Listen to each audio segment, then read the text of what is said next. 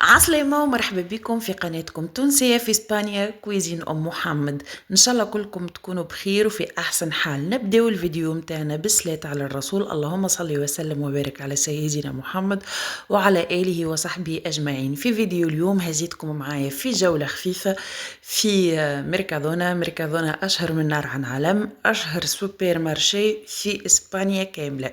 هنا حطوا الحاجات اللي يجيبوهم في راس العام وفي النافيداد، يعني العيد متاعهم. هنا حاطين الترانس الكلهم بانواعهم الكل، متاع اللوز، متاع الكاكاوية، متاع الشوكولاتة، حاسيلو الانواع الكل، اللي بالسكر اللي من غير سكر. الفيديو هذا خصيصا للبنات اللي جاو جدد في اسبانيا، حبيت نعمل بكم جولة وحتى الناس اللي في تونس هاكا يشوفوا ويتعرفوا. هذه عجينة تمر، تكون فيها يا لوز يا جوز، وتكون يا عجينة تمر يا تكون عجينة الشريحة، يعني الكرموس المجفف.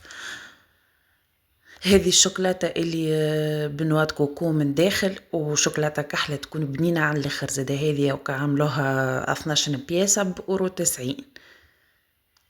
هذوما كالشوكولاتة متاع الصغار، هذوم البانيتوني عاملينهم بالشوكولاتة، وزادا عاملينهم اللي بالزبيب وبنكهة البرقدان. انا الحقيقة ما عنديش معاهم الانواع الكل، البانيتوني مانيش من عشاقه. هذوم التروفاس، حاسيلو انواع الشوكولاتة الكل في الوقايت هذايا متاع راس العام. هما هكا شهر من قبل يحطوا الانواع الكل، الفريرو، حاسيلو انواع الشكالة الكل. وفما حاجات يخليوهم يعني العام على طول، وفما حاجات كيما الطرون مثال يجيبوه كونش في راس العام برك او كشهر من قبل يبداو يحطوا الطرون، ولا شهر ونص من قبل. هنا الفريجيدير وكحاتين فيه الجاتوات والواحد. هذا نوع جديد متاع جبن يظهر لي بالاعشاب، وهذايا بنات اسبانيا ننصحكم به. الجبن اللي متاع 6.70 في كيلو 50 جرام، بنين بنين بنين مش نورمال، ويصلح في كل شيء، بيتزا، لازانيا، ساندويتشات، كل شيء. والباهي فيه انه يذوب مليح في الفور. هذا نوع جبن جديد هكا عاملينه بالهالبينو يظهر لي. هنا هزيتكم للبارفيميري، حبيتكم تشوفوا شنو زاد الكادوات اللي حاطينهم زاد. هذوما يحطوهم لوقايت هذايا. البارفان هذيا الجون الجولد محلاها بالعود، بنينه ياسر الريحه متاعها. يظهر لي هو يكون كوفر.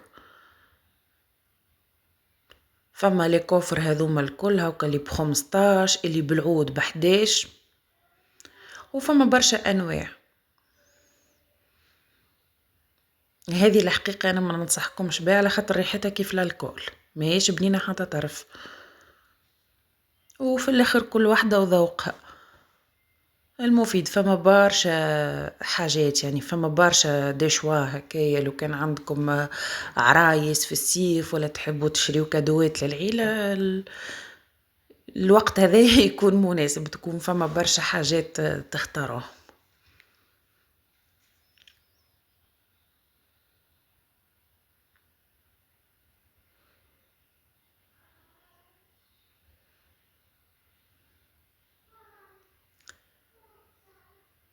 حتى هنا في البارفيمري جايبين برشا حاجات باهين. فما لي سيروم هذوما متاع الهيدراتاسيون، فما حاجات متاع هي ميركادونا معروفة بالجودة متاعها، يعني ما تستحقش إشهار. هذوما متاع التجاعيد، فما برشا برشا برشا حاجات بصراحة. هذوما الموف والبيضة انا شخصيا استعملتهم ومزيانين على الاخر، اونتي تاش، ينحيو هذوك لي تاش اللي يكونوا في الوجه اللي متاع الشمس، ويوحدوا لون البشرة، باهين وطيارة. هذوك ننصحكم بها. فما الكريم هذه متاع التجاعيد الاولى، اللي تبدا لها التجاعيد تنجم تبدا تستعملها. وتوا باش نشارك معاكم وصفة الشاباتي التونسي بكل سهولة. خذيت البول اللي باش نعجن فيه، حطيت كيلة سميد أرطب وزدت عليهم كيلتين فرينة. بالنسبة ليا كيلت بالصحفة، نتوما كيلو كيف ما تحبوا. حطيت الملح شوية سكر زادة، وباش نحطوا الخميرة. توا استعملت الخميرة المعجونة، تنجموا زادة تستعملوا الخميرة الجافة 10 جرامات. بالنسبة لي استعملت يظهر لي هذاك فيه 25 جرام، انا استعملت النص. وحطيت الماء الدافي وبديت نعجن في العجينه كيما نجمو نعجنوها بالبيتران، كيما نعجنوها بيدينا. بعد ما تتلملنا العجينه عفوا، نضيفوا لها 30 مليلتر زيت زيتونه ونخليوها تكمل تتعجن، وبعدكش نغطيوها حتى لين يتضاعف الحجم متاعها. هنا الفيديو مسرع شويه ولكن كل شيء واضح. بعدكش ديجازيتها، نحيت منها الغازات وقسمتها 6 كريات متساويين، نغطيوهم ببلاستيك غذائي. ومن بعدكش نبداو نحلو فيهم بالزيت والخشن متاع الخبزة هاكا كيف تشوفوها. ما تخليوهاش خشينة ياسر وما تجودوهاش ياسر. وبعدكش نزيدو نغطيوهم حكاية 5 دقائق ولا 10 دقائق، ونبداو نطيبو بأول خبزة حليناه، ونطيبوهم على طاجين ولا مقلة سخون. كيما شفتوا ما شاء الله الخبيزات الكل كيفاش طيبتهم. تويكا باش نبداو نعمروهم. انا حطيت مايونيز هريسه. هنا باش نعمل شاباتي كلاسيك من غير تكسير الراس.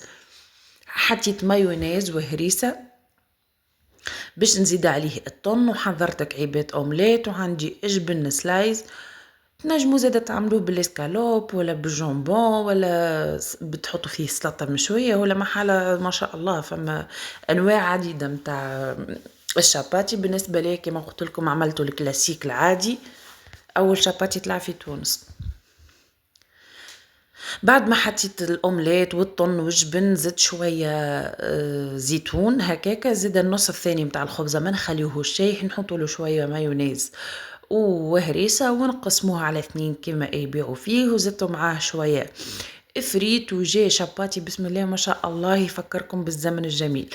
اكاهو. وهذا فيديونا كان لليوم، ان شاء الله يعجبكم. وتو ما بقى لي كبش نقولكم نتقابلوا في فيديوهات قادمه ان شاء الله فيها اكثر وصفات واكثر تشخشيخ. وتو ما بقى لي كبش نقولكم السلام عليكم ورحمه الله وبركاته.